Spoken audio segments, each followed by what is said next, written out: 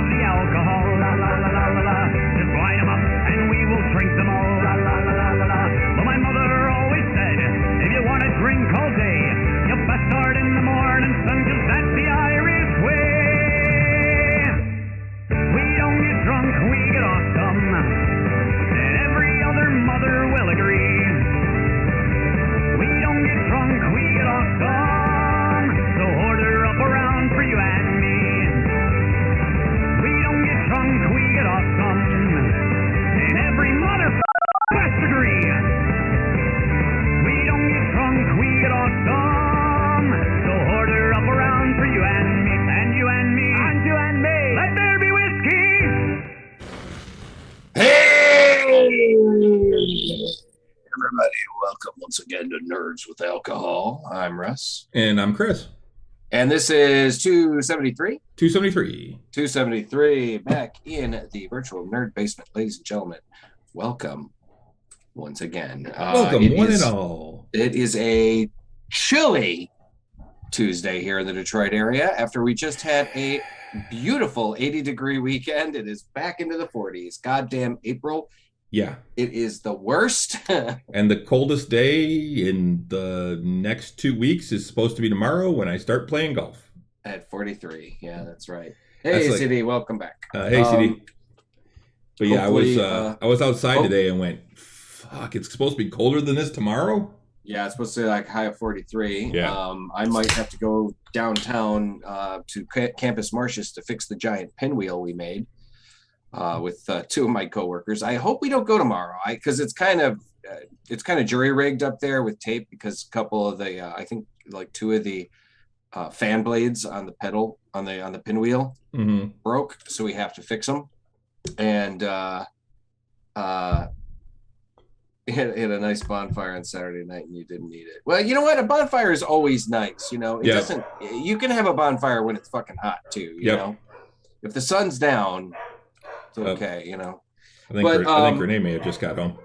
That's. Well, I hope so. Either that or you're having a home invasion. Yeah.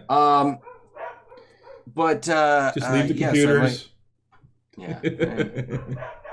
But yeah, I might have to go down to Campus Martius to fix that thing with a couple of my coworkers tomorrow. That's going to be a blast. Hopefully we might put it off another day or so, because it's supposed to start warming up again after that. At least into the 50s. Yeah.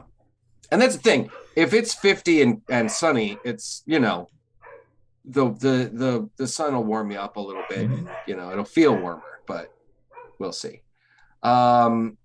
But I think this whole weather back and forth thing is why I'm actually feeling kind of crappy today.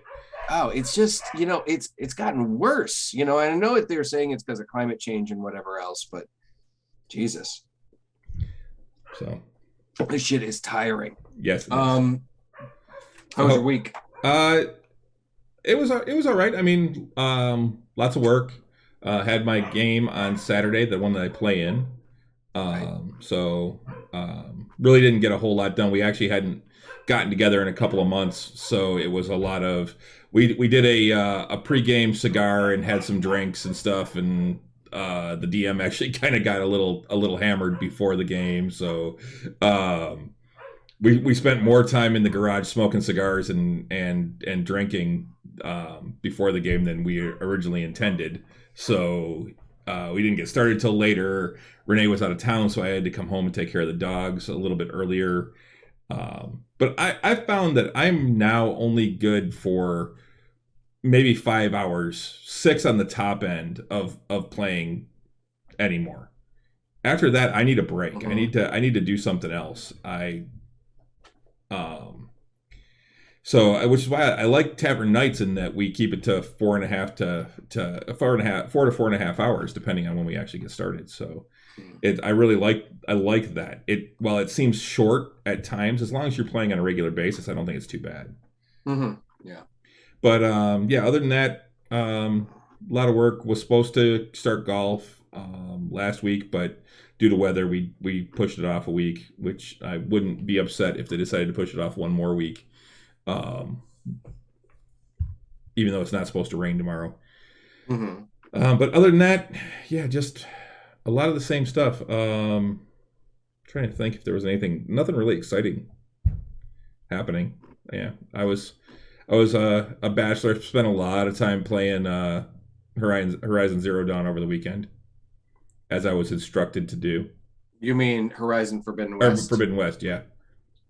Yeah, As as you were instructed to do. I was by your wife. Yep, Renee told me when she left that I was to do nothing but play Forbidden West all weekend while she was gone. Yeah. Don't bathe. Don't feed yourself. Well, I can take care of myself a little bit, but as far as like, she didn't even want me. She's great about me going to gaming and stuff, but she's like, no gaming, just Forbidden West. So it was cool. I actually did get quite a bit farther in the game. I mean, I'm still only 11% through, but it's amazing how big these games are becoming, you know. And yeah, we'll get into that later though. But yeah, it's overall though just a pretty typical week. The weather was gorgeous on Saturday, so I'm glad I wasn't just sitting in the basement playing video games. I actually went over to my buddies, sat outside, had a cigar, had a couple of drinks, hung out with friends, that type of thing. Well, very cool, very cool. How about you? It was an interesting week, I suppose. I mean, work has been worky, and as it tends to be, right? We're moving forward on a lot of the stuff we're doing for the Indy 500. I found out more than likely I will be going to Indianapolis for the race because they need us to drive the floats. They need us to drive the trucks pulling the floats. And I'm like, why do I gotta go? But I think probably because some of the other artists will be moving into sculpting and whatnot on the other new floats, the next project. And so I'll be needing to wait, you know, on stuff to paint, so that I might as well go, you know. And you're expendable. Well, no, it's just that my work, I need to wait. Right. And so as opposed to, you know, just finding other random things to do, that is something I will be doing. And so I'll probably be going to that. Plus, you know, we have to ship pretty much move everything down to Indianapolis in parts and pieces, and then we're going to need to assemble everything. So it's a good idea to at least one of us to be a painter, or the painter, so that I can adjust things and paint things if need be, you know, if things get damaged or whatever. So it's just going to be an interesting, not exactly how I planned on spending the week leading up to Labor Day and whatnot. In the Memorial Day, isn't it? Or excuse me, Memorial Day weekend. Yes. I always jumble those up. What else? I went up to we also had a short-term emergency, not emergency really, but a short-term project. We had to do it in a week. We had to basically make a Ford symbol, like the lettering Ford, without the oval that surrounds it, and as a photo op. So it was like 9 feet wide, and so we actually had another company that makes props and makes stuff like this cut the letters out of the styrofoam for us, because they have like a 3D like lathing kind of device, and then we assembled it and painted it, and then I got to drive it down to one of the big Ford plants, the one down off of 94 and the Flat Rock plant. I don't think it was Flat Rock. Anyways, off of 94, not far off of 90, on like 94 before Telegraph. But anyway, it was huge. This facility is monstrous. I mean, the ceilings in this place were at least 3 stories high, you know, and it was just incredible. But we had to, the thing about it is we had to rush this out. And so, which meant, guess we got to work on Saturday. That's great. And, but I went up to Frankenmuth on Friday night for an event called Frankenfeast, which is a Ren Fair adjacent party that one of the season pass holders has been throwing for the last 22 years. And I haven't been to it in 10 years. So I figured I'd go up at least on Friday night. And I was up there and I was hanging out with some friends that I hadn't seen in a while. And reconnecting with some people, and it was a lot of fun. I mean, I didn't leave there until 4 a.m, and it's an hour and 15-minute drive. So thankfully, I didn't have to be to work at like 9. Yeah. But I still, I got there at 11 and didn't leave till 7. So it was still a full day. I actually have never been to Frankenfeast. It was fun. I think I would have enjoyed more if I'd gone on Saturday. I think a few more of my friends went. For a few more of my, I mean, I knew a lot of people there, but a few of my closer friends went on Saturday, and but because I saw pictures and stuff. But it's a fun time. It's basically, Friday night they have like a theme party, a costume party, and then Saturday night they have a party where everybody, wears festival garb. But they also tend to wear their best festival garb too, so you see some really fancy stuff. Friday night was a Harry Potter themed party. Oh, okay. So it was cute. It was a good time, but it was a bit of a drag. Did Stella go with you? No, she had to work that day. Did you both get dressed up in your Harry Potter robes? And I don't have Harry Potter robes. I think she does, but I would be surprised if she didn't have her Slytherin robes. I think she does. But the drag was, by the time I was leaving, I was really exhausted, and did an hour and 15-minute drive, and it was raining, and I'm just like, oh God, this sucks. But other than that, I went to the movies on Sunday, and it's just kind of a week, What are you drinking, man? I am drinking a beer that only recently became available in Michigan. I have had it before because I've spent too much time in Ohio. And this is one that's actually out of Cincinnati. It is from the brewery Rheingeist. Rheingeist, which actually a friend of Renee and I's actually left Griffinclaw to go work at Rheingeist. She's back here in Michigan now, I believe, but it was actually the woman that actually got Renee into the brewing industry. But this is their IPA called Truth. And Truth. Yep, Truth. Okay. It is 7.2% ABV and 75 IBUs. Rare are moments of truth when you've struck the last match, belting out tunes with your friends, staring deep into the campfire, times when you feel infinite. Our truth is found in the scintillating brilliance of hops, brewed with a nod to the Pacific, hops sizzle with tropical fruit aroma, grapefruit and mango notes, and a dry finish. This is actually a pretty good IPA. I mean, it's slightly cloudy, good golden color, not a lot of head. It has the hop aromas. I'm going to take another sip here.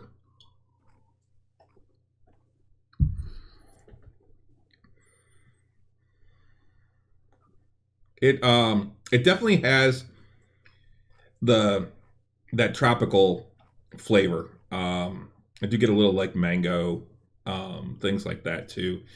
It's actually really smooth. It finishes dry and a little bitter, but it's not overly bitter. It's not like a punch you in the face hops.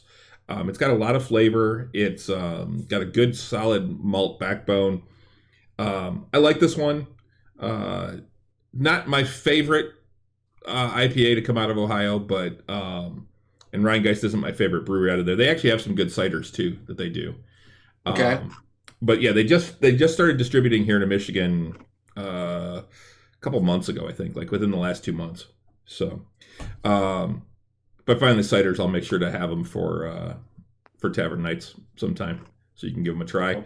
But yeah, I'll give this probably 3.75. It's good. It's solid. If you like IPAs, if you like hoppy beers, this is a good one. Although it's a little bit lower on the hop side, it's got a good solid. It's a good balanced beer. Okay, it's a good balanced IPA. What about you? Looked like you were drinking Pepsi. I'm just drinking a Pepsi tonight. I didn't get a chance to get anything like kind of newish, and like I said, every time lately when I go to the store, I'm not seeing a whole lot of newer ciders of late, so at least to the shop that I go to, which has got a really great selection. Unfortunately, I'm kind of like, I guess I could try going. Had it. Yeah, zero interest, had it, don't want to try it, gross, that kind of thing. So you can move to the seltzers. I have too much respect for myself. Boggles my mind when I see people drinking those things. I'm like, so you're opposed to flavor then? Yeah. CD says brew your own cider. Yeah. So I am just drinking a lovely Pepsi Cola. Not a sponsor. Not a doctor. Yeah. So we've got a bunch of quick hits and a bunch of little things to talk about and some big things. So we should probably move into it. Yep. What do you want to start with? Well, we can start with one of the big things and then hit some of the quicker stuff if we want. We can start with the Batman, if you want to do that. Oh, yeah, let's do it. So I have finally seen the Batman. Okay, so real quick, before you get into your opinions here, I was just going to say Batman's first week on HBO Max beats Dune, The Matrix Resurrections, and other DC movies. It had a very successful first week streaming. Doesn't surprise me. It's streaming free on HBO Max. Its first week has beaten some major Warner Brothers blockbusters. Per Samba TV's figures, reported by Deadline, the Batman brought in 4.1 million smart TV US household views. 4.1 million in its first week streaming. That's more than Wonder Woman 84, The Suicide Squad, Zack Snyder's Justice League, and Dune, and The Matrix Resurrections. All of them well over several million. But it's not enough to beat Mortal Kombat, which brought in 4.3 million viewers. That kind of blows my mind. Meaning the Cape Crusader claims second place in the overall ranking of theatrical movie first week views. Of all the films that Batman beat, all bar the HBO exclusive Snyder Cut were theatrical day and date releases following Warner Brothers' 21 release strategy. Wonder Woman 2 debuted in December of 20. This year, though, the studio has returned to theatrical exclusives and new releases will have a 45-day window in theaters. So what did you think, sir? So overall, I'd say it was okay. It was definitely not my favorite Batman movie. Okay. But it was also nowhere near the hellscape that is Batman and Robin. There were some things I liked. There were quite a few things I didn't like, but I liked Penguin. I thought that he was fantastic, and I saw somebody online post a thing that they deserve to win best special effects and makeup just for him alone. Yeah, I'd agree with that. It was incredible. I mean, a friend of mine posted, he was like, why call him the Penguin though? I mean, he didn't look, it's not like he looked like any other character that played the Penguin in the past. Even the guy who played him on the show walked with a limp and had like, a pointed, his nose was very pointed, his chin was pointed. I think they did reference that Colin Farrell's Penguin. What's that? Is it Farrell? No, it's Colin Firth, isn't it? No, I think it's Farrell. It's one of those things where we remix them. It is Farrell, yeah. Sure. Yeah, Farrell. Colin Farrell. I think there at one point they talked that he has a limp, that he walks with a limp, but it doesn't really hinder him that much. I didn't care for the fact that I didn't care. Colin Firth's the guy that was in The Kingsman. Yes. I didn't care for the fact that this Penguin was a lot more of a heavy. The Penguin that I'm familiar with is a little more of is more of a guy that sits behind the desk and, scarily tells people what to do, not the guy that actually pulls the triggers. Now, I did like the fact that they did, set him up with Falcone, biting the bullet that he would be the new boss, essentially. So there's that. Yeah. Irish Colin or British Colin? Irish Colin. Yes. And hey, Ghost Hand. Yes. Hey, Ghost Hand. Hey, you're not a weirdo for being lukewarm on it. I'm actually kind of lukewarm on it overall. I thought it was good. I would give it a C. Really? Yeah. See, I give it an A, but I gave it an A initially. Well, but after I do want to watch it again, but after kind of watching some of the and analyzing it a little bit more and seeing some of what people were saying, it's more of an A- now, because I am seeing some of the problems and whatnot. But I was initially just blown away. So I liked Penguin. I liked Selena. I thought Zoe Kravitz was fantastic as Selena Kyle. I liked the Batmobile. Yes. And I liked the Batcycle. Yes. Personally, I think this was my favorite Batmobile. I do. I think it was because it was an old Challenger, I think. It was or Charger. It looked like a car. Yeah, it actually looked like a car. It was a car. Yeah. And as much as no the more Tumbler was Tankmobile.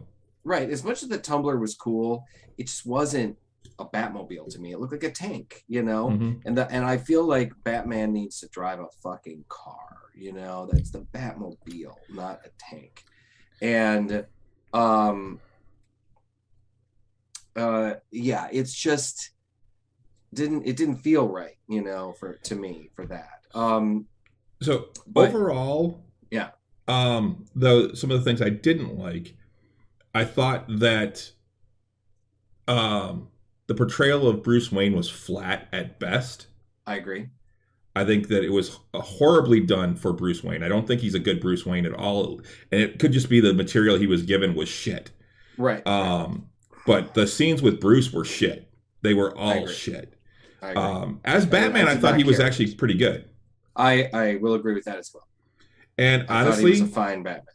I thought, while I didn't hate him, I thought that Andy Serkis as Alfred was also kind of blah. I don't think we saw enough of it. And that's part of it, I think, is that there was almost no focus. There was almost no scenes with Bruce. I mean, there were like maybe a handful of scenes where he was actually Bruce, and there were only like 3 scenes with Alfred because he gets hurt and winds up in the hospital. But right, yeah. I don't like that he doesn't live in Wayne Tower or in Wayne Manor. He's living in Wayne Tower. He's living in Wayne Tower. Right. Yeah. I think the Gothic architecture was a little over the top inside of the tower. It was like, dude, you can barely walk around in there. There's so many fucking arches. And the thing that I really, really hated was that they changed Martha, his mother. Sure. They made her Martha Arkham just to tie it in a little bit more to the founding of Gotham City. Right. And to try, it was to fit the story. And I'm like, okay, if you have to change fundamental things about a character and their background just to fit your story, fix your fucking story. Okay. Now, yeah, in the comic, she's a Kane. Right. So she wasn't, in fact, which actually makes the Batwoman character Batman's cousin. Yes. Particularly in the TV show that they established. I wasn't. That bothered me a bit, but it wasn't enough to make me go, fuck this shit. It was just more like, oh, that's weird. That was a weird it was change. I was just like, oh God, really? Just when people do that kind of shit, and I'm like, you know what? Batman already has enough shit. He doesn't need to be tied to Arkham like that. Or to like put, basically establish that his mother was mentally unstable or something like that, because then you're like, oh, okay, well, does it run in his family? Is he going to be, is he going to have a tendency towards that or whatever. Now, when you really think about it, Batman is a little nuts. Bruce is a little nuts. So maybe that is the case. But that's actually a good point, Ghost Hand. He said one of his issues is Riddler went from being justifiably angry at the grotesque level of corruption of Gotham to a literal mass shooter. Yeah, I didn't like that twist either, that turn. I mean, it's one thing to target the rich or target the corrupt or to target the organized crime guys, but then he turns it into he turns him into somebody that's just gonna direct guys to start shooting into a crowd. I didn't like that either.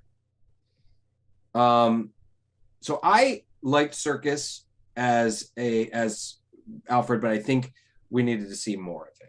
I liked how he was actively helping Bruce with his code breaking. So I think maybe if we see him when we see him again, I hope that he gets a little more screen time. I think I agree as well I think Pattinson did a fine job. Particularly as Batman, I did not care for his Bruce Wayne, but we also have to remember that this is a very young Batman. He's 28 years old. He's only been at this about 2 years. I understand. And I knew you were going to bring that up, but you know what? There's only so many times you can make that excuse that, oh, well, remember, he's this Batman and that's fine. And I can understand him not being the playboy, but even then, I don't think played Bruce well. Oh, okay. All right. Even taking that into account, where he's not the playboy Bruce Wayne, I still think that when he was Bruce, he was just flat. Okay, fair enough. I just think I think hopefully we'll see him grow into the role of Bruce Wayne a little bit more. I think he's playing a Batman that hasn't discovered the work-life balance. Basically he spends all of his time being Batman and none of his time being Bruce Wayne. And Stella liked that. She was like, I think he exhibits the symptoms of being addicted. He sleeps late, he wakes up and he's squinting at the light and he's putting shades on. It's like he's hungover. Mm-hmm. And I think that was a very accurate kind of thing. And they did that with Nolan's Batman too. You talk about if he's up all night, sure. Yeah. But still, I'm still of the opinion that Bruce needs to establish a different, there's no way anybody would think of him as being Batman. And if he is a reclusive, billionaire that nobody sees unless it's this very special occasion, people are immediately going to be like, hey, who do you think Batman is? Or do I think it's the guy, I think it's that Wayne guy. I mean, he's got all that kinds of money. We never see him. And you say, I think it might be that Wayne guy. That makes a lot of sense. He could be. Yeah, we should go and check that out. That's totally going to be the case. But if Bruce Wayne establishes himself as being some flighty socialite that would never do something so ridiculous as put a cape on and fight crime in Gotham City, that goes a long way. So I am hoping that in the following movies we'll see Pattinson kind of establish that he's there's that aspect of his identity and stuff. And also I think the guy that played Gordon did an okay job, but I don't think he was great. I think he was pretty good. I'm curious to find out what exactly it was that Batman did to earn Lieutenant Gordon's trust like that. Yeah. Because he was had his back and got him out of the helped him escape from the cops and called him in to consult. Well, and it's one thing to call in a consultant. It's another thing to call in a consultant that wears a mask and a cape. What I mean? Who's known as a vigilante and right. And I'm wondering if it has to do with the fact that Joker's already in Arkham. Yeah, I'm guessing that had to be part of it. It was very interesting to see that after the movie came out about a couple of days later, they did release that cutscene, which I have not watched yet. I didn't want to watch it until I'd seen the movie. Yeah, and it establishes they actually had the actor who played Druig in Eternals. I can't remember his name right now, but he played the Joker. And You'll have to. I Well, don't want yeah, to spoil it for in you. the You have movie, to right take at a the look. end, he's in the cell next to Riddler, Right. and all you see is a silhouette, though. Right, but you see more of what he looks like because Batman actually goes to consult with him to ask him about it, about what he thinks about this case and stuff. So, Now, here's one of the other things, though, is that I haven't heard anyone make fun of him for it like they did with Christian Bale. He still does the raspy voice. He's like, yeah, I'm Batman. I still talk down like this. he does, but it's not quite the same level. I think as it's more like a deeper whisper than it is. I am the night, kind of thing. To me, it's the same thing. Yeah. Potato. It just, I mean, it's the same I just thought thing. it was a little more believable. I did like. It was interesting to me that they did like the Christian Bale, the Chris Nolan films. I think they tried to really push the realism on a lot of different things with like explaining where the technology came from, explaining where all of his gadgets came from and all that stuff, and how he covers up the expenditures and stuff like that. And I liked that at the time, but I also liked the fact that this movie, they didn't really like, I mean, obviously Bruce and Alfred build a lot of this stuff themselves. They probably spend a lot of money, but that car, they fucking made that car, that kind of thing. Well, it is. It's a classic car. It's a on classic car. They just put armor and stuff on it. They souped up the engine like crazy. Oh yeah, it's got a fucking like, jet engine in it. The thing had like 750 horsepower engine. It's crazy powerful. But that was one of my friends, David, had a problem. He's like, that engine and that car was the shit. How the fuck was it that he couldn't catch that Maserati that the Penguin was driving around? I'm like, okay, you got a point there, brother. Well, he can't go full speed except on straightaways because he'd never be able to turn. Right. Yeah, for sure. Right. And so we also saw he was a very reckless Batman. Like, it was one of those things where we see, which goes into like, him being early in his very career. young, right? Early in his career, very young. Because like the fact that he just like walks into the Penguins club, it's like, I want to see the Penguin, and you're like, he just in other movies or comics, he'd just be in the office already. He wouldn't be walking in the door. The Penguin would walk in and he'd already be there. I didn't like the fact that he had like a satchel on his thigh. Yeah. See that? I mean, he didn't have everything on his belt. He had like a satchel that he carried. Yes, goes hand. Bruce definitely 100% got some people killed on that highway. Oh, fucking A, right. Yeah. Yes, absolutely.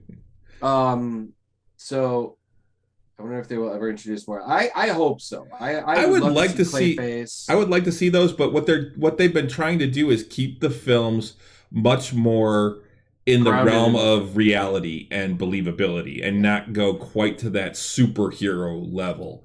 But I see that's the thing, and I think that's where I think part of that goes into how poorly done those types of characters were done in the Schumacher films. Like Mr. Freeze was horrible.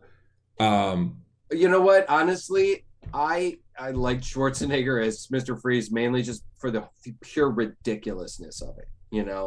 You could see that Schwarzenegger was having fun with it, as much fun as he could, because in that movie, Freeze and Ivy were the only things that were even remotely entertaining.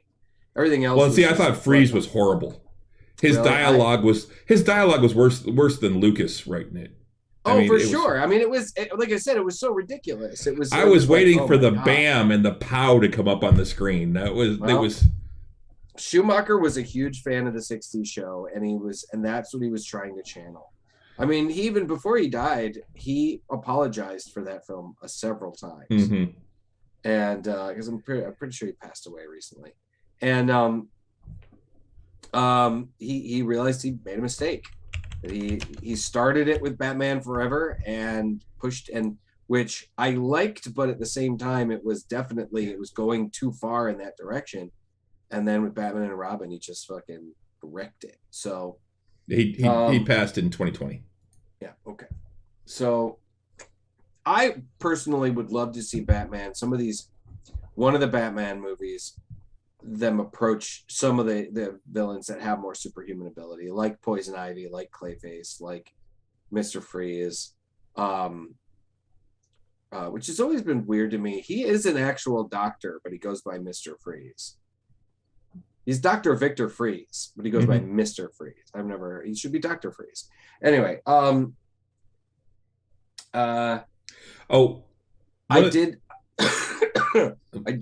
also do very much agree. I think Zoe Kravitz was a fantastic Catwoman.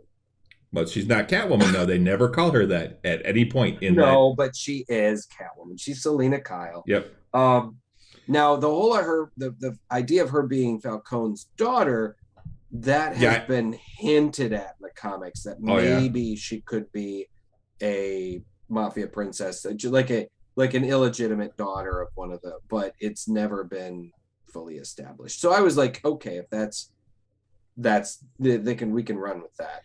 But I thought she was great. I thought she was sexy and she confident and really caring. I think she really sold it. And caring, right. And she very much sold it. I dug it. I like the way they did Falcone. He felt like he was untouchable.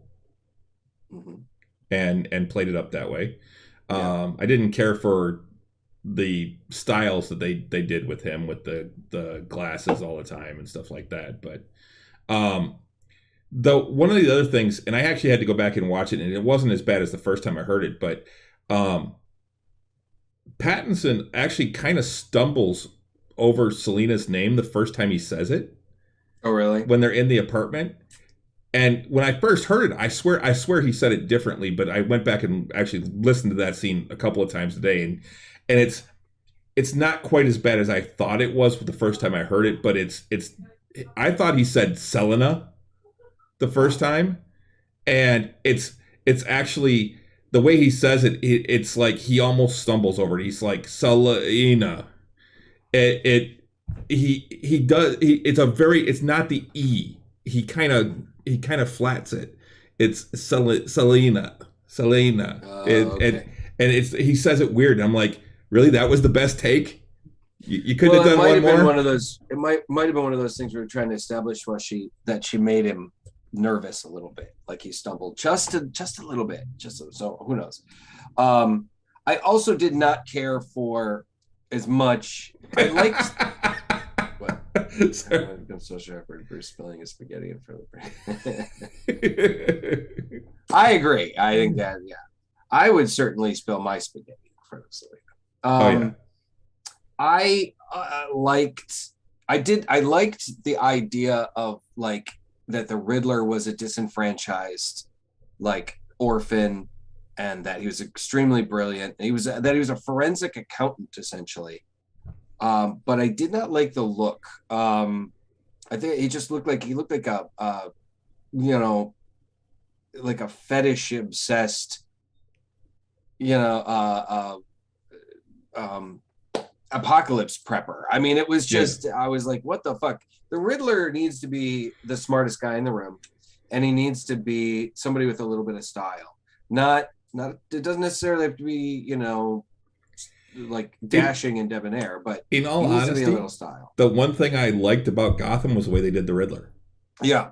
I mean, I thought the Riddler on Gotham was pretty solid. It harkened to the comics. Mm-hmm. He was maybe a little bit sociopathic, a little autistic, maybe even. He had a split personality in there. So yeah, he had dissociative identity disorder, and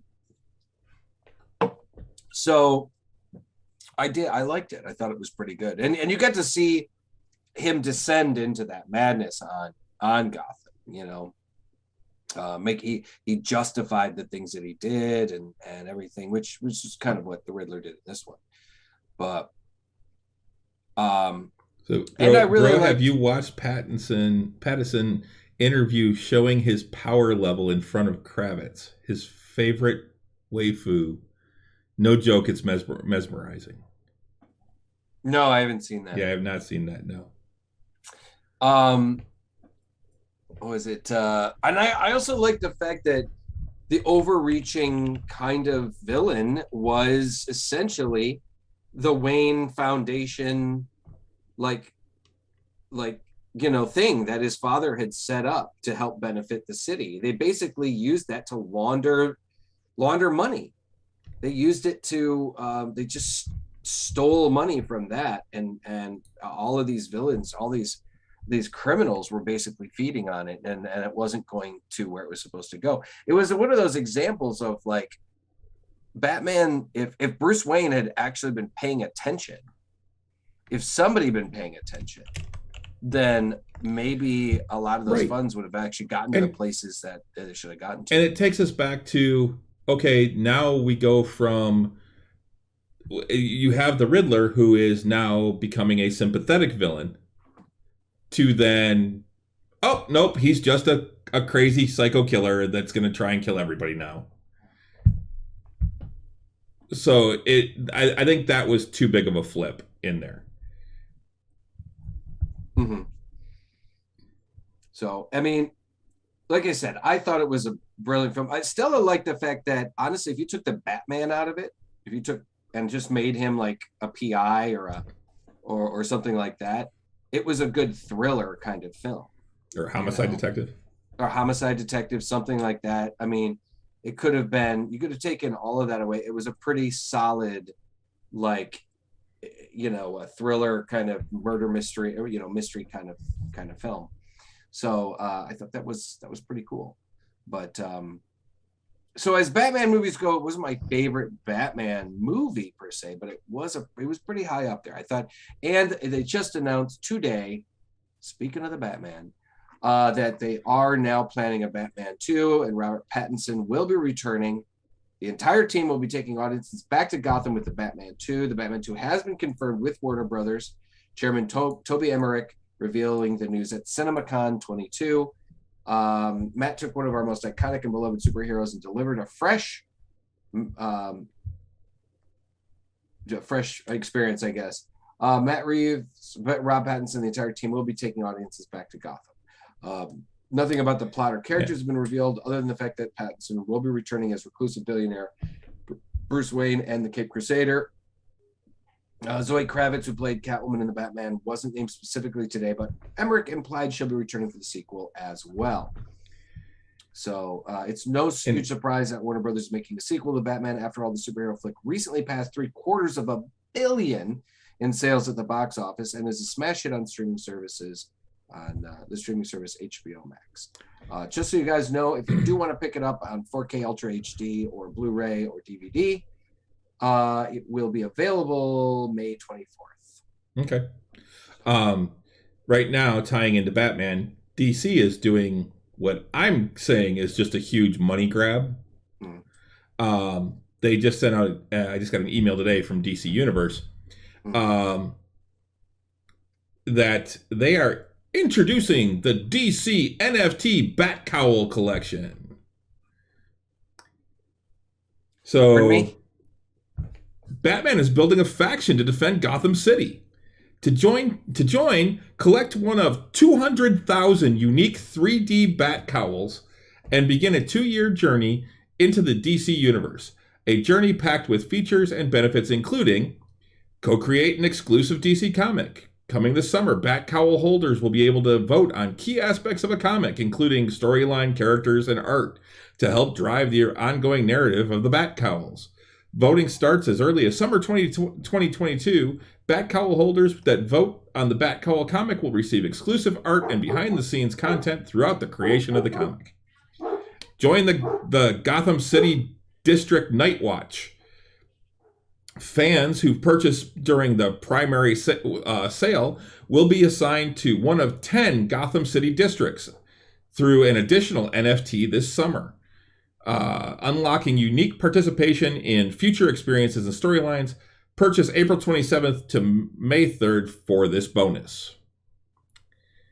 So 200,000 different Bat Cowls? Yes, and they're just 3D images. Now, this is an NFT, which means that for your money, you get nothing.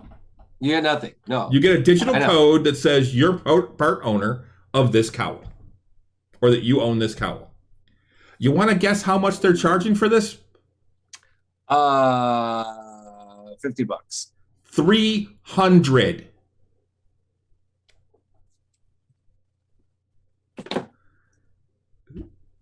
Excuse me? 300. Okay.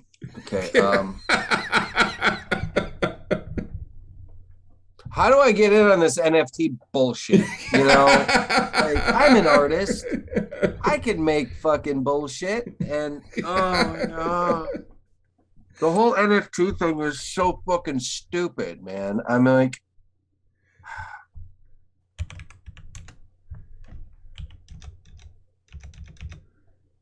Yeah. I don't know. I really don't know. Yeah, so that's $60 million. Now it sounds like Warner Brothers really trying to fucking rake people over the coals. You know, that's the thing.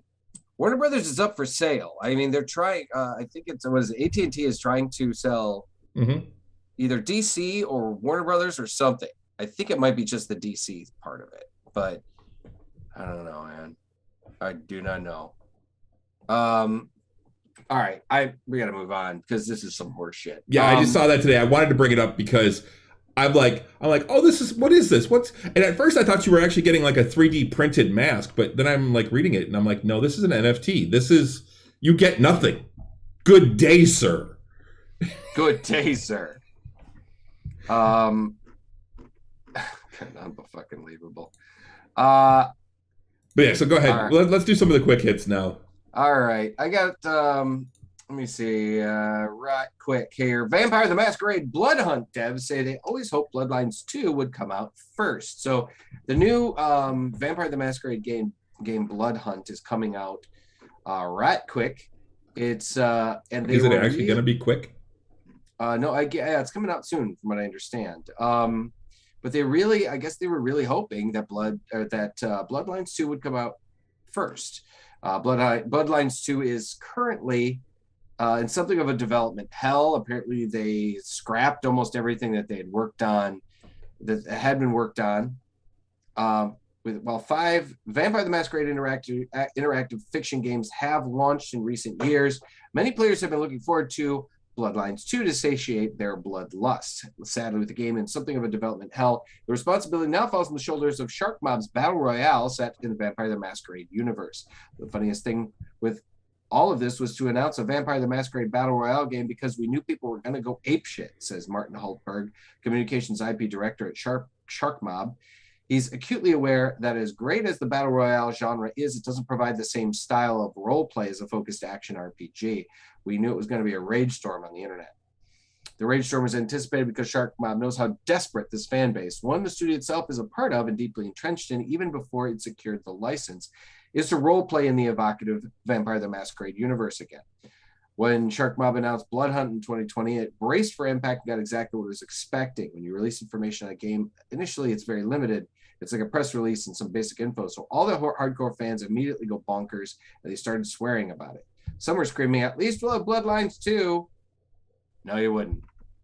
So Vampire the Masquerade Bloodlines 2 was announced in 2019 and had a proposed release window of 2020, although the game has since gone MIA, citing everything from staff changes, the COVID-19 pandemic, and the release of the PS5 and Xbox Series X. Publisher Paradox eventually removed Hardsuit Labs as the lead developer on the project and is yet to announce who has taken the reins. As it stands, Vampire the Masquerade Bloodlines 2 has no release window. That created a problem for Shark Mob. So yeah, it sounds like they were hoping to like really kind of cash in on the craze from Bloodlust or for Bloodlines. Blood Hunt is set to launch tomorrow on April 27th for PC and PS5. And so I'd like to give it a shot, but I am going to probably wait because I have a bunch of games to play already. I'm not a big Battle Royale guy. I haven't really dealt. That's basically, you know, what some of these newer games are doing. What is the one that what's the one the kids are playing a lot these days? There's Overwatch is one. You know, Overwatch is that a Battle Royale game or is that just a first-person shooter? It's a Battle Royale. Okay. Team v team. Yeah. You got Apex Legends. Apex Legends, another one. Yeah. Okay. There's a few of them out there. Yeah. So MechWarrior Online that I still play is Yeah. a battle royale just with giant robots. yeah, so that one's coming tomorrow, pretty much, and so cool. Check that out eventually. I am a big fan of Vampire the Masquerade. We also have the PS5 VRR support is coming this week. So the variable refresh rate support is coming this week, and Sony's already confirmed over a dozen compatible games. VRR uses a dynamic refresh rate to reduce screen tearing, interfacing, or artifacting, input lag, and other issues while developing a sharper image. Once this update is applied, your PS5 will automatically enable VRR for supported games as long as you're connected to an HDMI 2.1 VRR compatible TV or monitor. Here are all the games currently confirmed to support PS5 VRR. We got Astro's Playroom, Call of Duty Vanguard, Call of Duty Black Ops Cold War, Destiny 2, Devil May Cry 5 Special Edition, Dirt 5, Godfall, Spider-Man, Marvel Spider-Man Remastered, Marvel Spider-Man Miles Morales, Ratchet and Clank, Rift Apart, Resident Evil Village, Tiny Tina's Wonderlands, Tom Clancy's Rainbow Six Siege, and Tribes of Midgard. So he says the PS5 versions of these games will receive patches enabling VRR in the coming weeks. So look out for that on your PS5. Let's see.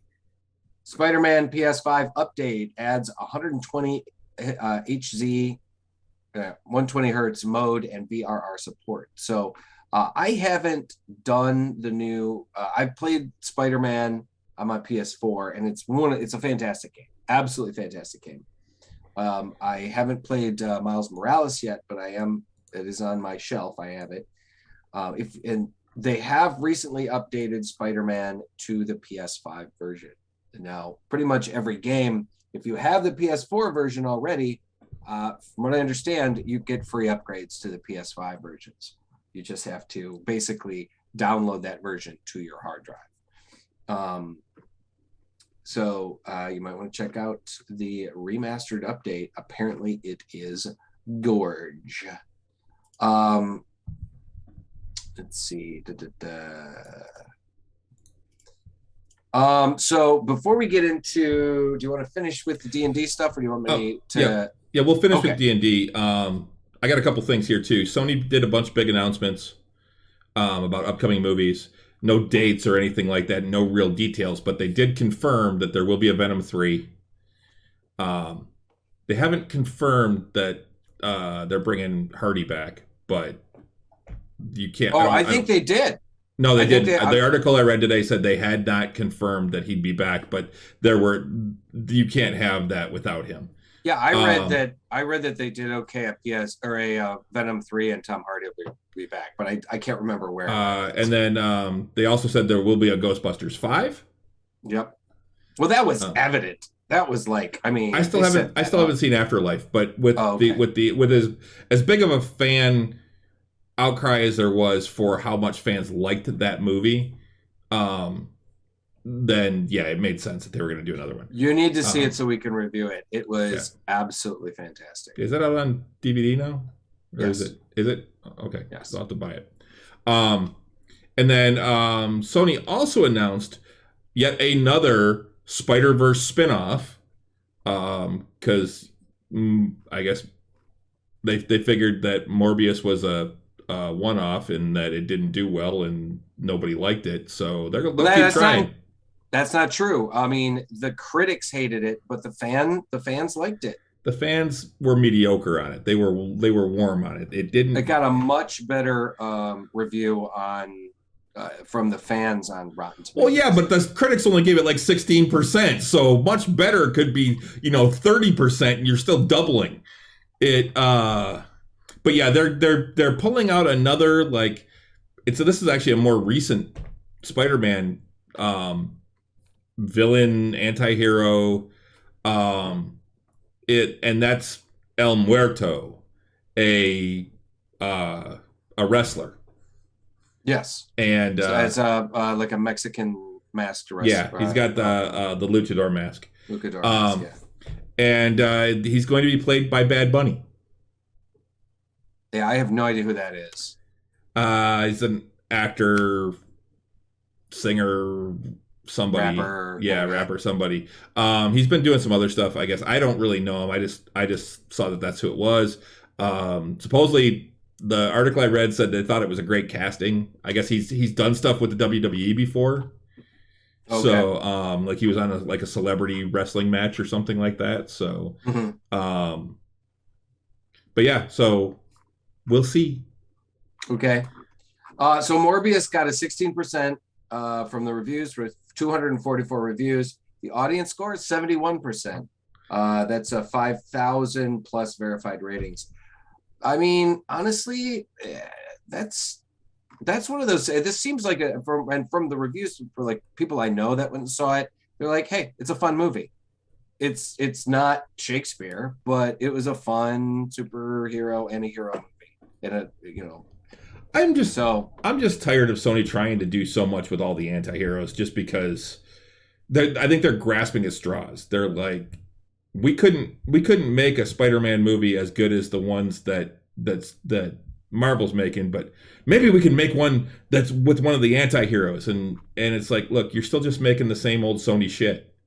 I think Sony should just sell the rights back to Marvel. I agree. Rights back to Marvel. I agree. I think they should. But they make a lot of money on Spider-Man. So yeah. All right, so they also did some like quick previews of Across the Spider-Verse as well. At their thing.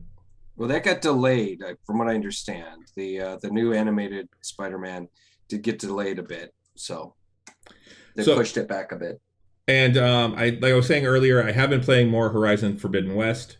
Oh my fucking god, it's so good! You need to play it, Russ. Play it. I'm going to. No, play it now. Drop everything you're doing and just do it. Do it now. Yes, do it now. Yes, you must be playing it. Don't wait. It's not. Don't wait. You should be playing it now. Should I get to the chopper? Yeah, get to the chopper. Get to the chopper. No, but it is stunningly beautiful. It is, and the storyline is really good. Okay. Yeah, I've heard wonderful things, so I am very excited. And that's right. Renee just reminded me. Shorzy starts on May 13th. Oh, fucking cool, man. Because I am tickled to see that as well. So before we get into, because there was some big D&D announcements. D&D Direct. D&D Direct last week. They're saying some cool things. There were a couple of things that I wanted to talk about right quick. So the comic book that came out, DC Comics are released on Tuesdays. Everything else is on Wednesdays. Today, DC released Justice League issue number 75. Now, this is apparently the death of the Justice League. This is in response to the 30-year anniversary of the death of Superman, which of course lasted a year. It says the Justice League are dead in dark crisis, but not all in their own titles, and that's okay. So basically, the Justice League is dead in the Justice League comic. They're canceling the Justice League comic for the time being. My guess is they'll restart it in a few months.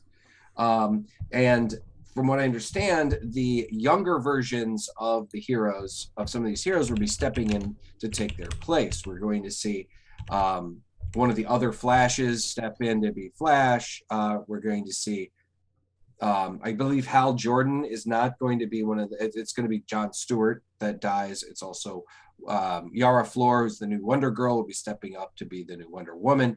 And of course, Jonathan Kent will be the new Superman's son, will be filling his shoes. He's already been filling his shoes when Superman in Action Comics left Earth for a while, and also has been somewhat depowered. He's not completely, but his powers are diminished.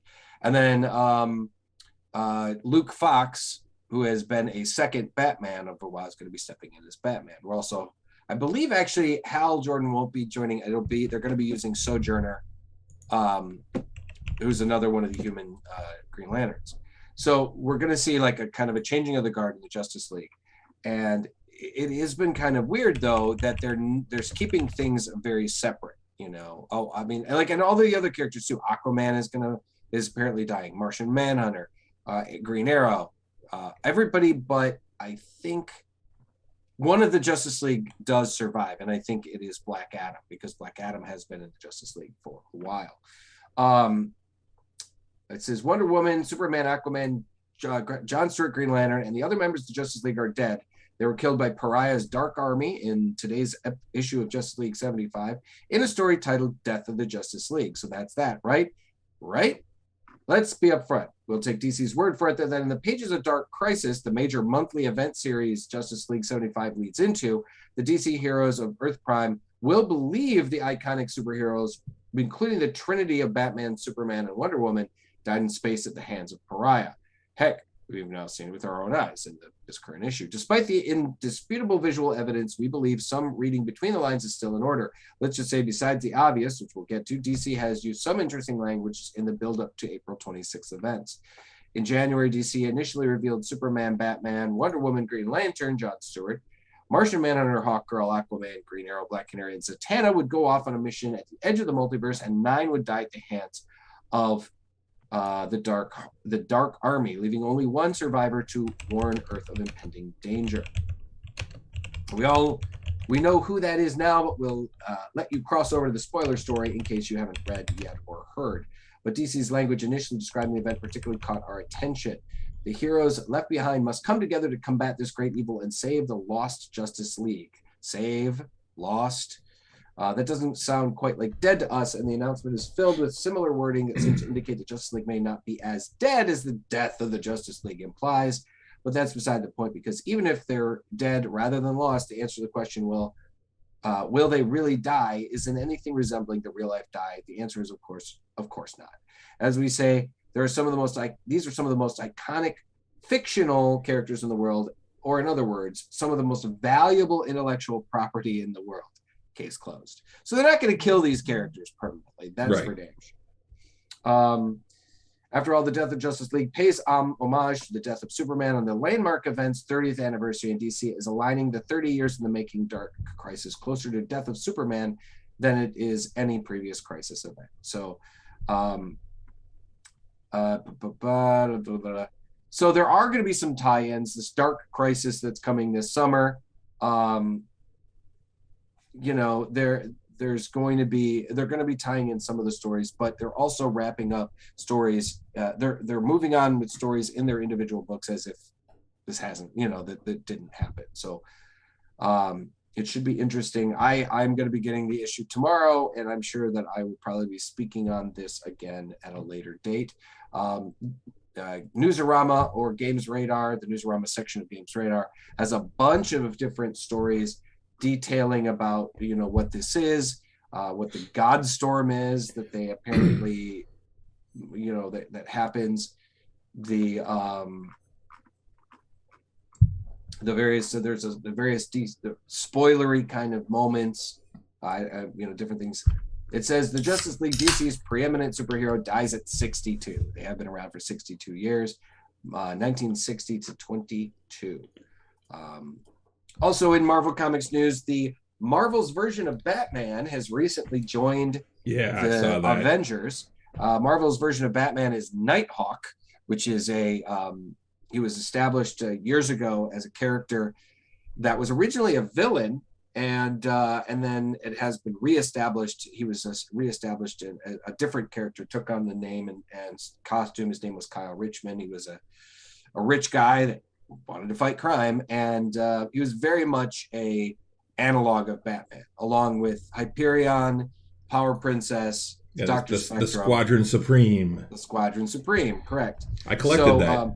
Yeah, the Squadron, it was started off as a Squadron Sinister. There were evil versions of those characters that went up against the Avengers, and then later they established a separate Marvel Earth in the multiverse where the Squadron Supreme lived, which was an analog for the Justice League, and they had told a big, like 12 excuse me, like a 12-issue maxi series that allowed them to tell a story of Marvel's very own story of their version of the Justice League. And it's a great miniseries. I Really actually have that one. That's actually one that I picked up when it came out. I was I actually have just the- looking it up to see when it came out. Yeah, I have the collected edition, and the interesting thing is the writer Mark Grunwald, when he passed away, he was cremated, and his ashes were mixed into the black ink that was used to print the collected edition right there. Oh, okay. Yeah, That's a little morbid, but okay. it is morbid, but it was. So anyway, apparently in the comics, I actually have the issue, came out last week. I haven't read it yet.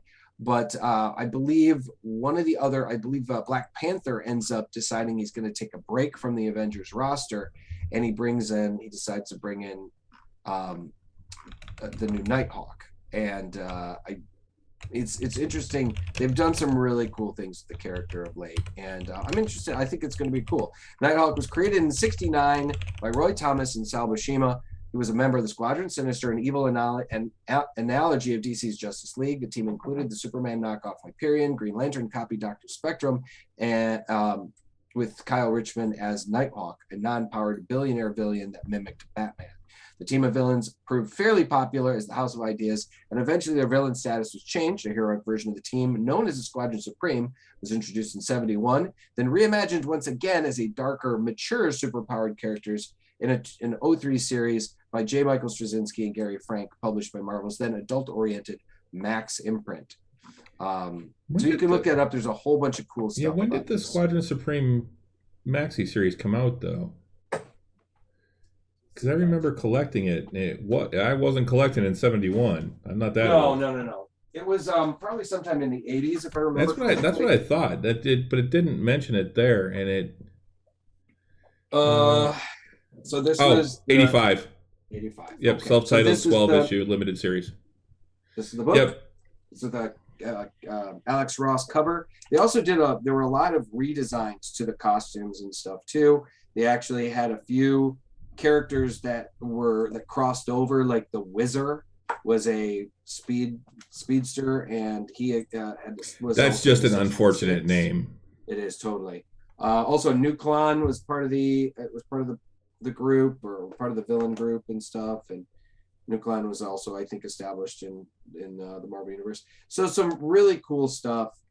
They tackled the story tackled what happens when a team of superheroes decides to take over the world for the good of the world, and it's it's the same story told in Injustice now or recently. Similar, but yeah, I mean, it's a really great story. Squadron Supreme, if you check it out, it's a really cool book. So that's about it. I just there's some other things that greater detail stuff I could go into, but we want to talk D&D. Well, but a couple other things that I did want to bring up real quick. Okay. Something we haven't brought up, I don't think, but is worth mentioning, is that the second half of Young Justice season 4 is actually being out is on HBO Max. At least parts of it, they're releasing it as it goes. I need to catch up. I didn't even realize that it was out, and I'm like, fuck, I need to go get caught up on that. I am caught up. So watching that, and then I also finished, speaking of animated shows, I just finished Pacific Rim: The Black today, the second season. Fucking incredible, great show, really good. I recognize some of the voice acting, and what's funny is I went back to playing Cyberpunk recently and started over with a corp character this time. And I'm playing through the beginnings, and I got through the whole Johnny Silverhand backstory thing. Okay, cool. Where you're actually in Johnny, and I'm like, when he's breaking in, and Spider Murphy's there, and she starts talking, I'm like, wait, I know that voice. And so I looked her up. I'm like, fuck, that's why, because I had just been watching The Black, and she does the voice of Loa, which is the Jaeger's AI. And okay. So I heard her there, and then they get to the end, and they're talking with Marshall Richter or something like that. He's one of the heads of the in Sydney, and I'm like, I know that voice. That's Superman. It's Superman and Connor it's the voice actor that does them Nolan in North. Young Justice. Yeah, is Nolan North, I believe. He's like Mr. Voiceover guy. He's the voice of or he's one of those major video game voice guys. I think he's also the voice of the guy in Uncharted. Yes, he's the voice of Nathan Drake in Uncharted as well. Yep. Uncharted. So yep. Yeah. So anyway, yeah. So if you get the chance, if you like the big robots versus big monsters, Jaeger versus Kaiju, Pacific Rim, The Black, absolutely fantastic. I think it's actually better than the Pacific Rim movie. So so I just noticed this on Amazon. You might want to check this out. A Dresden Files novella is available only on Audible. It's called The Law, a Dresden Files novella, Dresden Files book 17.5. It's only 2 hours and 46 minutes. So if you are a big fan of Jim Butcher and of the Harry Dresden Files, you might want to check that out. It's available only on Audible. Cool. So is James Marsters doing the does it say? No, it's Jim Butcher is the author and narrator. Oh, okay. Wow. Okay. Which I just saw a thing. It came up on my YouTube stuff. This is just another quick aside. But it was James Marsters on Inside of You, the Michael Rosenbaum thing. And yeah. I'm like, I watched it. Great show, yeah. Oh yeah, I'm like, you know what? I've been wanting to check this out anyway, and now I'm like, oh, you know what? I might be listening to that on my way to and from work. It's a really great podcast. I gotta tell you. And I like that he just does it in his house. It's chairs. You're not like in a studio or anything. It's very relaxed. Sometimes he still he does some of them via Zoom though. Right. But James Marsters was sitting there with him, and they were talking about him being on Buffy and how basically Marsters basically ruined Whedon's show and his plans for the show because he couldn't be killed off. The studio wouldn't let Whedon kill Spike off. Spike was supposed to be on for 5 episodes and get killed. And people loved him. And the studio said, you got to keep this guy around. And he's like, yeah.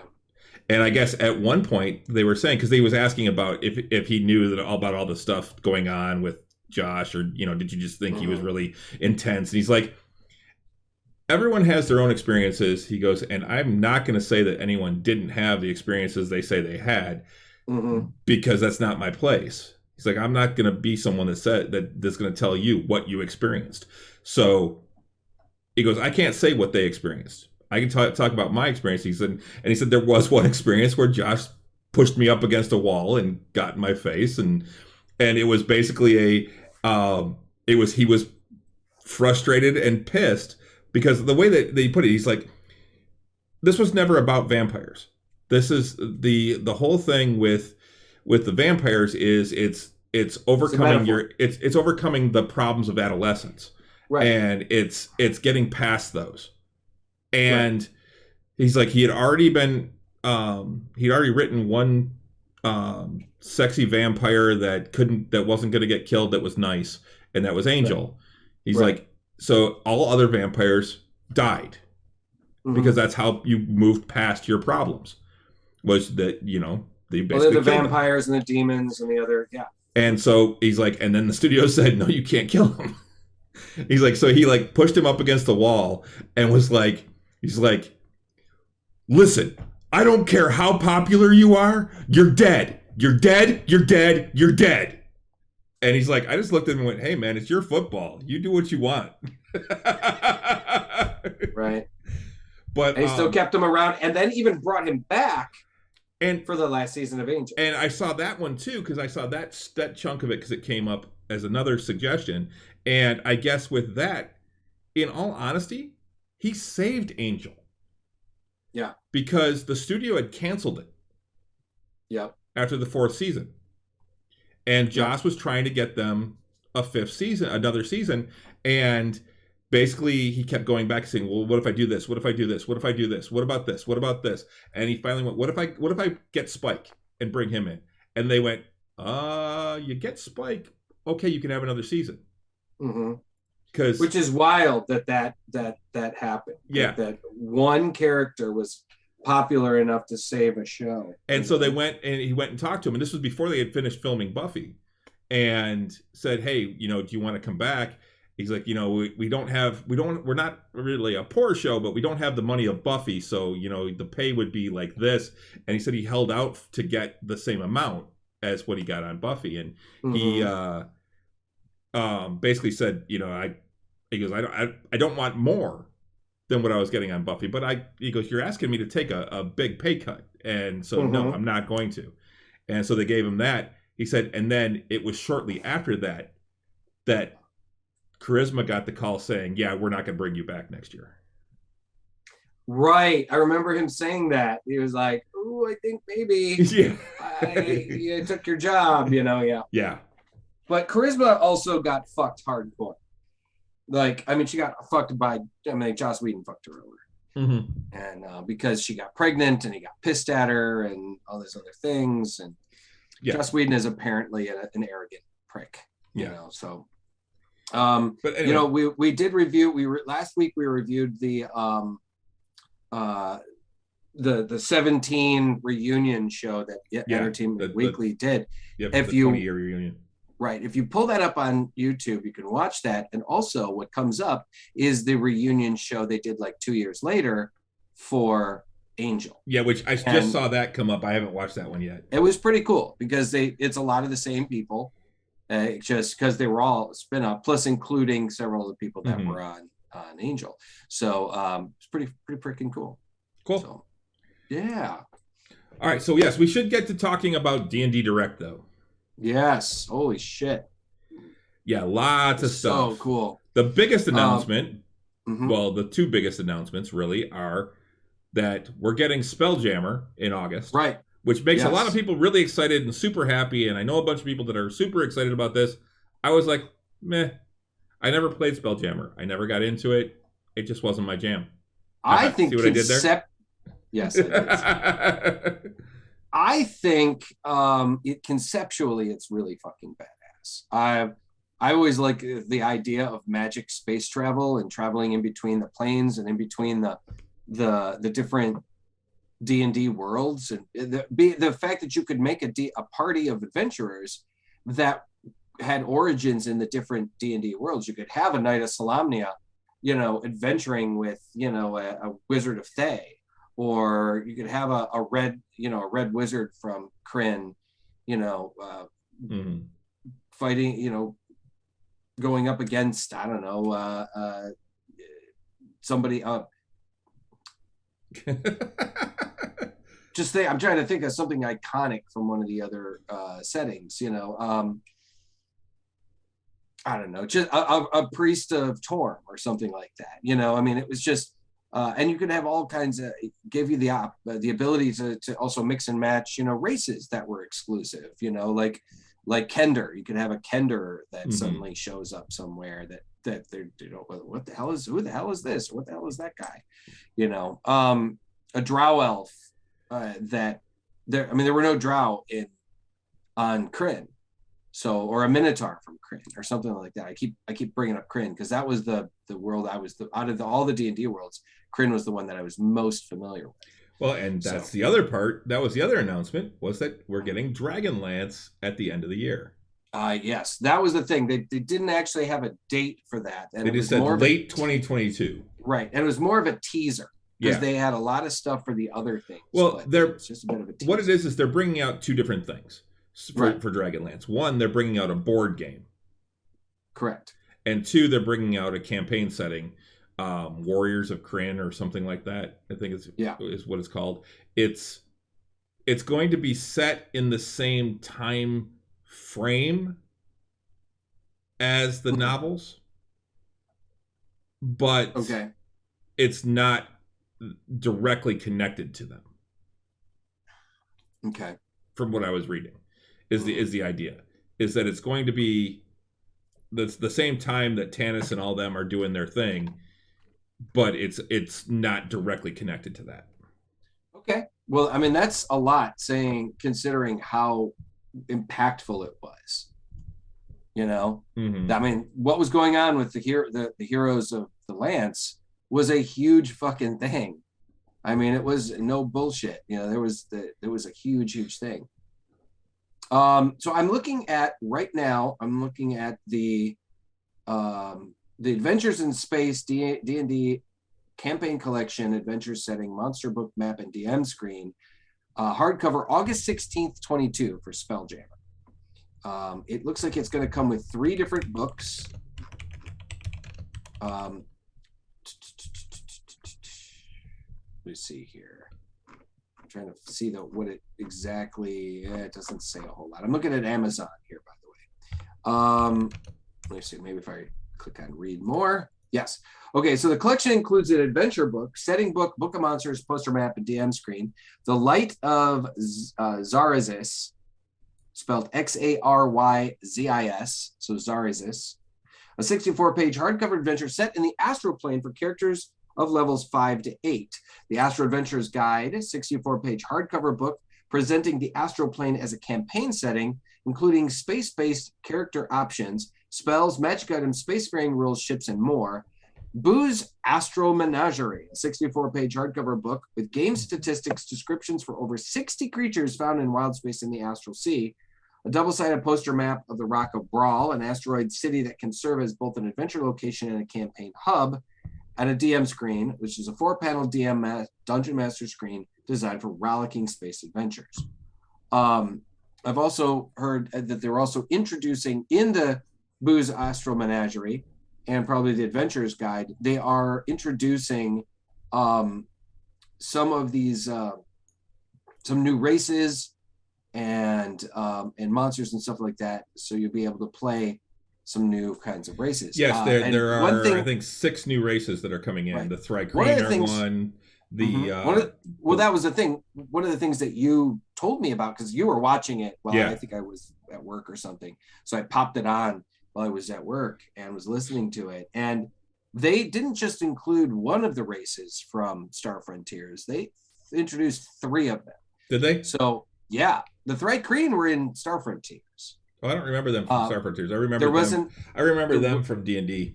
There was the Thrycreen were introduced in Dark Sun. They were ported over to Dark Sun, and I remember. They also were part of Star Frontiers, as well as the winged monkey creatures, the Drasselites, I think. Yeah, the glider monkeys. They weren't really glider. They were. Yeah, they're more like a glider, right, under their arms. And then the protoplasmic creatures were also part of that. Because Star Frontiers was the only box set from TSR that I had. Like my buddy Sean had all the other ones, so I never really needed to get them. But my parents really, it was one of those things that they're like, oh, you want this game? Oh, okay, I guess. And I had Star Frontiers, and I wish I still had it. I know that a couple of our listeners have it and have talked about it. But I had it, and that was one I played outside of D&D. The one I really wanted to play that I only got to play once was Gamma World. Mm-hmm. But yes, I played a lot of Star Frontiers actually for quite a while. Oh, that's so cool. I wish I had the box set, but I never really got the chance to play it much because I was like 8 or 9 years old and was just trying to find a group at that time to try and run a game. And, I don't know, trying to run a game when you're 9, 10 years old. Yep. It's not going to be. Yeah, they were the Yazarians. Yazarians. Which is not the name that they're using in it. They're calling them like the Desalians or something like that in Spelljammer. So yeah, they have changed the names, but that's definitely the imagery is the same thing. Yep. Because I saw that and went, hey. Right. Now Pathfinder also has their own version of Star Frontiers, and it's called Starfinder.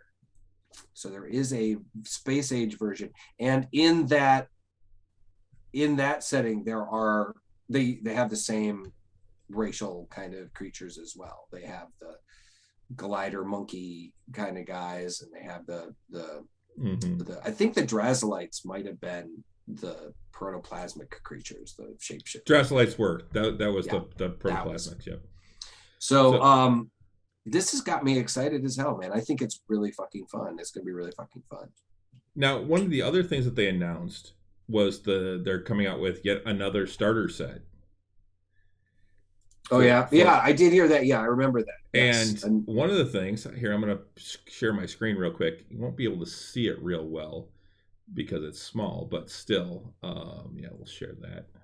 And am I sharing it? Nope, I am not. Oh yeah, it's because I can see it. Well, yeah, you can. You froze up but I'm not sharing. Right. So here, I'm just gonna stop sharing. Hold on one second. Let me view. Actually, let me share again. I think what I need to do is it's going to take you out for a second because of the way that I have to do this with Zoom. So hold on, let's do that. And then, so you should, you're locked up. And then let me figure out where I can do this here. Hey CD, man, I was a big, Dragonlance was I started doing, when I started reading the D&D books, Dragonlance was my jam. So I read all the Dragonlance books that I could get my hands on. Kaz the Minotaur, like The Legend of Huma and Kaz the Minotaur were two of my favorites for sure. It was absolutely fantastic. And I loved that shit. I loved the Dragonlance books a lot. It looks like my face is frozen. It is because it's well, here, what I can do, let me stop sharing. It's because of the view that I'm using. So let me go to, I think maybe if I go to gallery view, this is going to change what everything looks like. And then go to screen share, see if I can do this real quick and do that and see if this works. Nope, of course it doesn't. So, all right, I'm just going to give up and I will talk about it. Unfortunately, I can't show it, but so on the cover of the new starter set is this big blue dragon shooting lightning.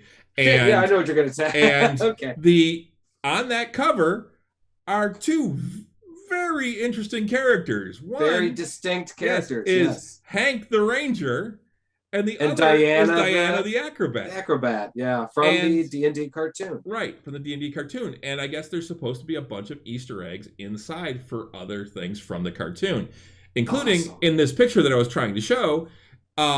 They showed two pictures from inside. One is the Dragons of Stormwreck Isle, which is the adventure, I believe, that comes with it. That's a new adventure. And another one it shows a couple characters fighting some undead. In both of those cases, it's Eric the Cavalier. Nice. Standing there with his shield, and he's got his shield up, and it's all glowy on one, and the other one he's just standing there looking at the red dragon fighting a gold or bronze or something dragon. Looks like. But yeah, so I guess they're going to have all of those characters inside of the book in the artwork. That's fun. That's really fucking fun. I would have always wanted to build those weapons, their weapons that they had, because the weapons they had at first level that let them face artifact level. Those are artifact level weapons that essentially that they had at first level. Well, some of them were like Hank's bow was. Yes, that bow was incredible. The fact that you had never-ending arrows, and they were lightning. They were lightning. They also did different things depending on what he needed them to do. They were seriously a Deus Ex Machina, because I remember him shooting an arrow and it turning into a rope that he could climb. I mean, they did all kinds of shit with that bow. But then Sheila got a cloak of invisibility. Whoop, that's it. Not a huge deal. I mean, but her and Eric didn't have weapons. Right. Eric had a shield that created a force shield. Yep. So which is pretty powerful and pretty useful. But he had nothing to attack with. Right. He didn't have a sword. He didn't have a mace. He didn't have anything. You had Presto's hat, which could conjure just about everything or anything he needed, but he was so bad at using it, because he had no self-confidence. It was all based on self-confidence. Mm-hmm.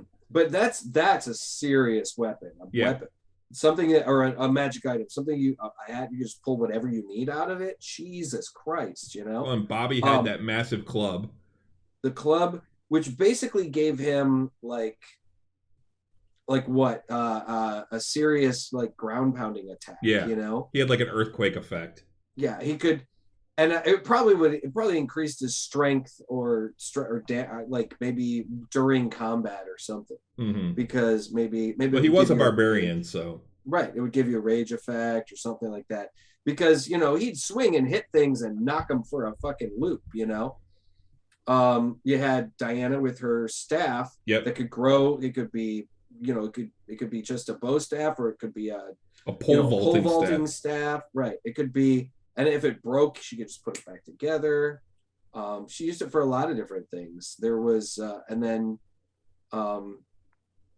Hank had the bow. And Hank had the bow. So, there were some very useful weapons, and it was funny. I always thought it was odd, though, that that Venger was always trying to get their weapons.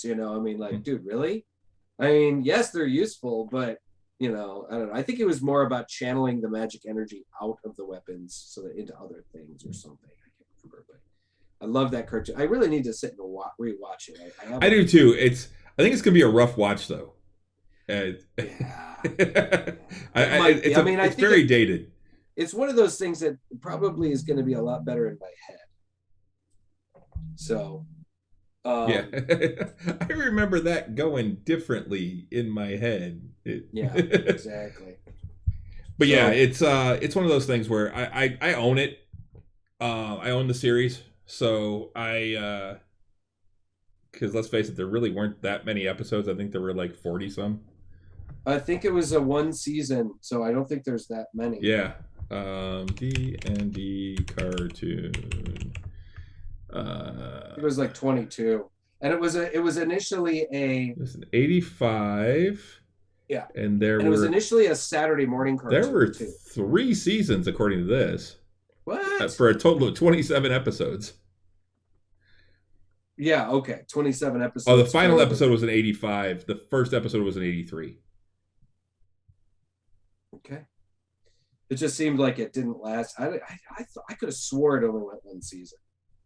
And the voice of Venger? Peter Cullen. Peter Cullen, of course it was. Yeah, I should have even just guessed it right away. Frank Welker was Tiamat and Uni. Don Most did Eric. Yeah, that's right. Donnie Most, who was on Happy Days. Yep. And Hank the Ranger was Willie Ames. Willie Ames, yeah. Sure.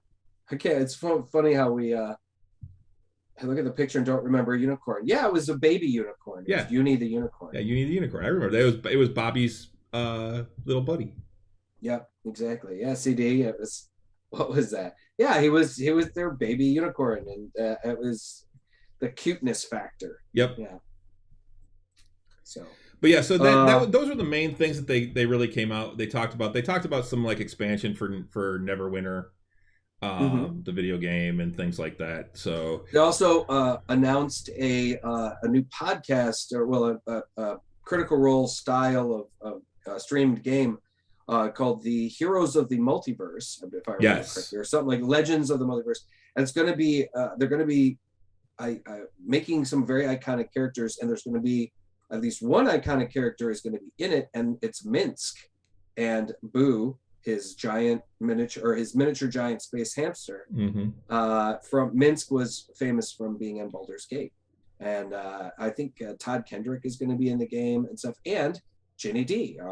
Ginny D. Both fans of Ginny D. She will be playing in the game as well. I think Perkins is running it, isn't he, or is he playing it? I think so. He's either running it or playing it. But that's coming up pretty soon as well. So. Yep.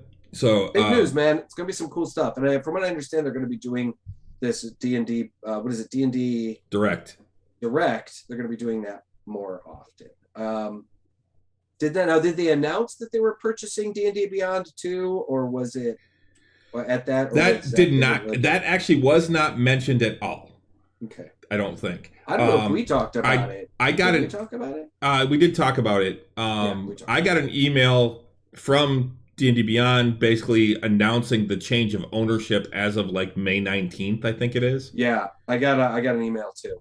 Yeah. Basically just saying, hey, all your terms and conditions are going to go to this.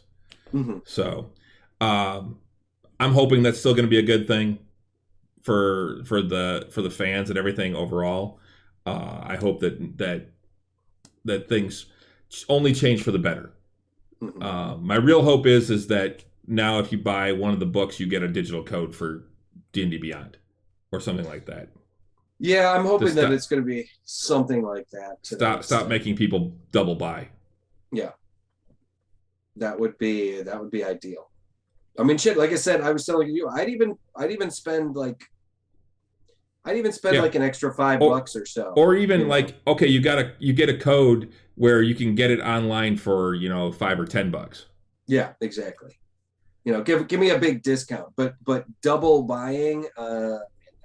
And I don't think the books on D&D Beyond were the same price as a hardcover. I think they were the same, cheaper. They were the same as if you bought the books on Amazon. They were all $30.